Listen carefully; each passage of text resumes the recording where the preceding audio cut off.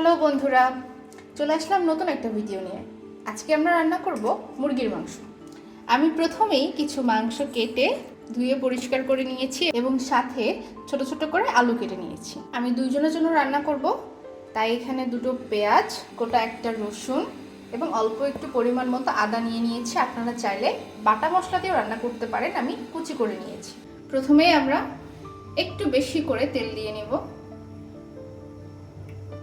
তেলটা গরম হয়ে গেলে আমরা কেটে রাখা পেঁয়াজগুলো দিয়ে দিব।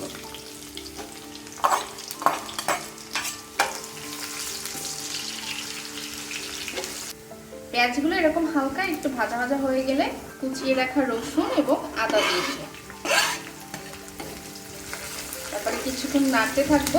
মশলাগুলো এরকম একটু ভাজা ভাজা হয়ে গেলে এর সাথে পানি যোগ করে নিব।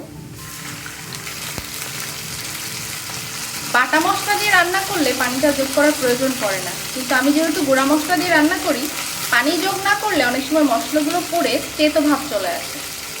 ধীরে ধীরে গরম মশলার গুঁড়ো আধা চা চামচ, জিরার গুঁড়ো আধা চা চামচ, ঝালের গুঁড়ি প্রায় 1 চামচ, হলুদ 1 চামচ এবং পরিমাণ মতো লবণ দিয়ে মশলাটা মেখে নেব। অল্প একটু পরিমাণ পানি যোগ করে মশলাটা ঢেকে দেব। 5 থেকে 6 মিনিট পরে মশলাটার উপরে যখন এরকম তেল উঠে যাবে, মানে মশলাটা কষানো হয়ে গেছে, এখন আমরা এতে কেটে রাখা মাংস ও আলু দিয়ে দিব।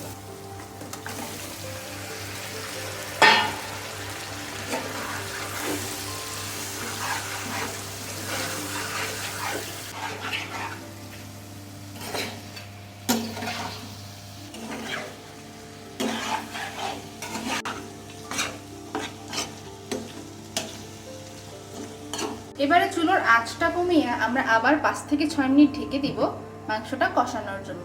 3 থেকে 4 মিনিট পর এসে আবার একটু নাড়িয়ে চাড়িয়ে দিতে হবে, যেন ঠিক মতো পুরোটা কষে যায়। আবার ঢেকে দেব 2 থেকে 3 মিনিটের জন্য। দেখতেই পাচ্ছেন মাংসটি কষানো হয়ে গেছে।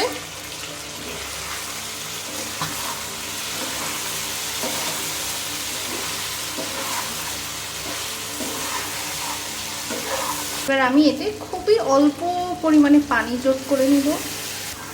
মাংসটি আসলে কষাতে কষাতেই অনেকটা সিদ্ধ হয়ে গেছে এবং আমি একটু ঝোল কম মাখা মাখা রাঁধতে চাচ্ছি, এর জন্য অল্প পরিমাণে পানি দিয়েছি।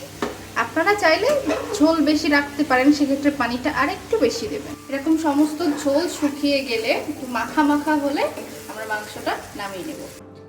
এখন লাস্ট টাচ, আমরা স্বাদ বাড়ানোর জন্য 2 টেবিল চামচ সরিষার তেল আর একটুখানি জিরে গুঁড়ো উপরে ছড়িয়ে দেব, ভাজা জিরে গুঁড়ো।